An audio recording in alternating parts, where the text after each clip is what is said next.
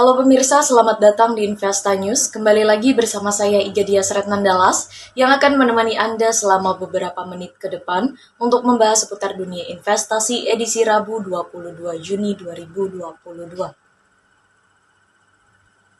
Berita pertama pada hari ini, indeks harga saham gabungan atau IHSG terpantau menguat 0,97% atau menuju ke level 7.044,07 pada Selasa. Sepanjang perdagangan, IHSG bergerak pada rentan harian terendah di 6.967,62 hingga level 7.049,91.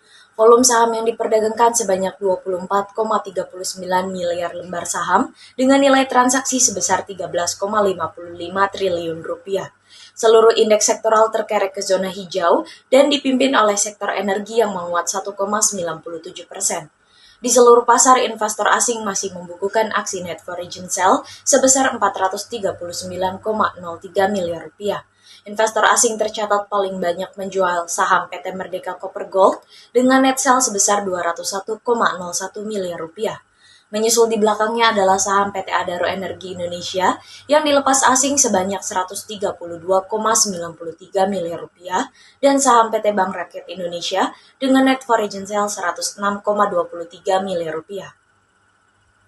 Di sisi lain, saham PT Bank Negara Indonesia membukukan net foreign buy 92,82 miliar rupiah.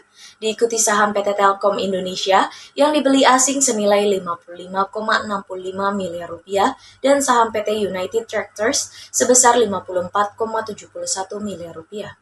Pasar dalam negeri khususnya sektor energi mendapat sentimen positif dari adanya pengumuman pembentukan Badan Layanan Umum, di mana Kementerian Energi dan Sumber Daya Mineral belakangan ini telah menyiapkan Balai Besar Pengujian Minyak dan Gas Bumi atau LEMIGA sebagai badan lembaga umum atau entitas khusus batubara yang ditargetkan akan rampung pada bulan Juni ini. Sementara, kabar dari Eropa, Jerman berencana untuk kembali menggunakan batubara, sehingga menguntungkan saham batubara dalam negeri.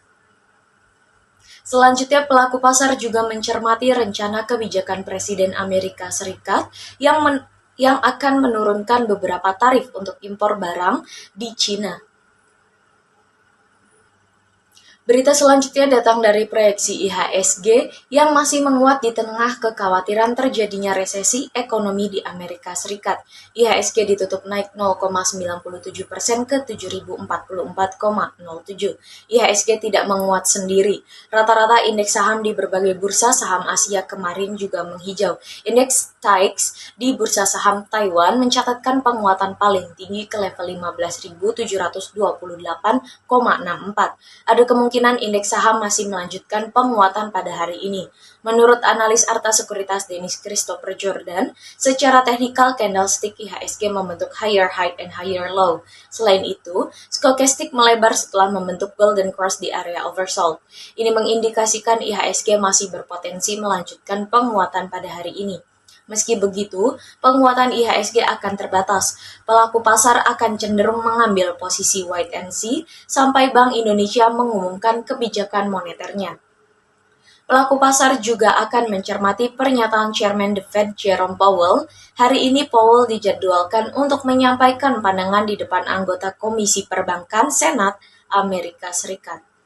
Meski begitu, masih ada peluang indeks harga saham gabungan tidak melanjutkan penguatannya pada hari ini.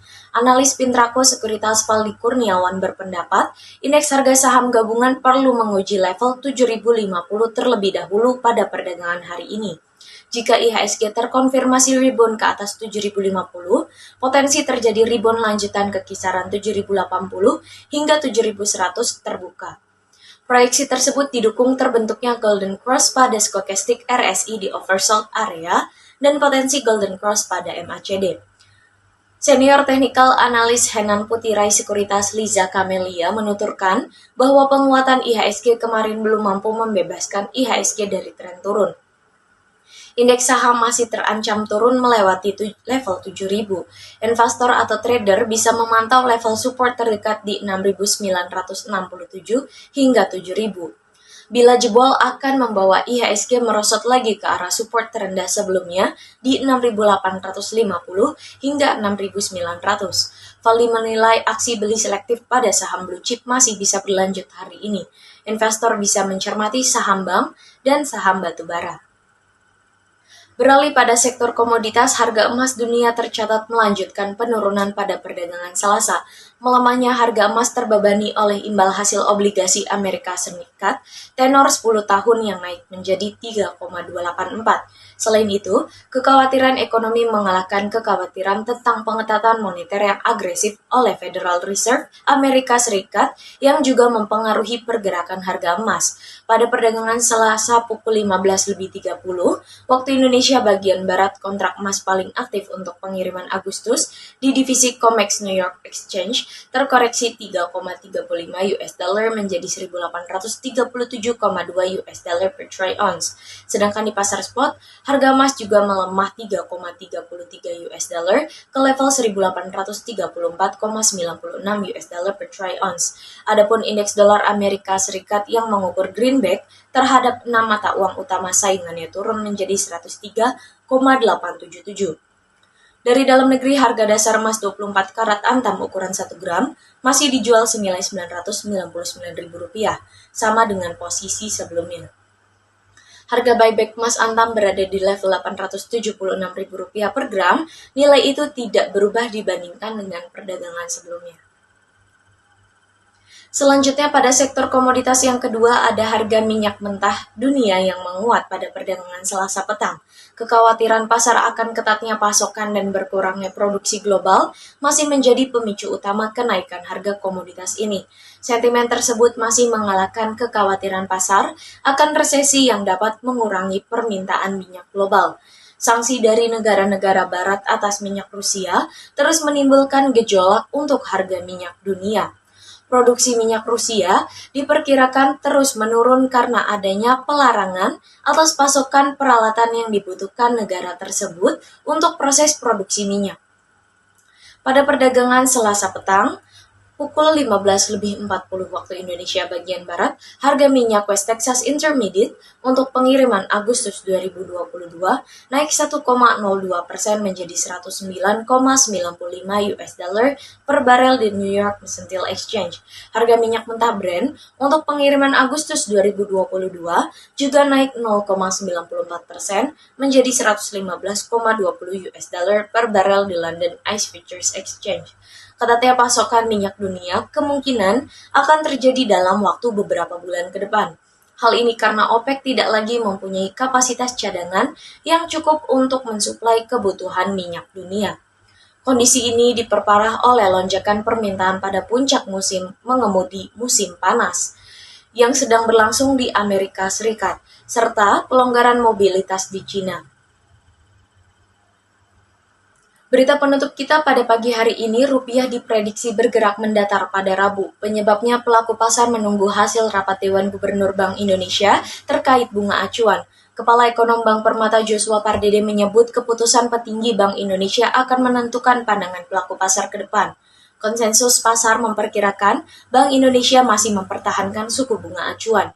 Jadi, jangka pendek sentimen Fed masih mempengaruhi nilai tukar rupiah. Ekonom Bank Mandiri Reni Eka Putri juga memperkirakan Bank Indonesia masih mempertahankan suku bunga di level 3,5%. Alhasil, rupiah tidak akan banyak bergerak. Reni memprediksi hari ini kurs rupiah akan bergerak antara 14.760 hingga 14.854 rupiah. Joshua memperkirakan rupiah akan bergerak di kisaran 14.775 hingga 14.850 rupiah per dolar Amerika Serikat. Kemarin, kurs spot rupiah masih menguat 0,16% ke 14.813. Kurs referensi GISDR juga menguat 0,21% ke 14.804. Joshua menilai terlihat adanya sinyal risk on di pasar keuangan kemarin. Kenaikan harga komoditas global mendorong penguatan komoditi currency terhadap dolar Amerika Serikat. Berita tersebut menjadi berita penutup kita pada perjumpaan pagi ini. Saya Gadia Serat Nandalas pamit undur diri, sampai jumpa.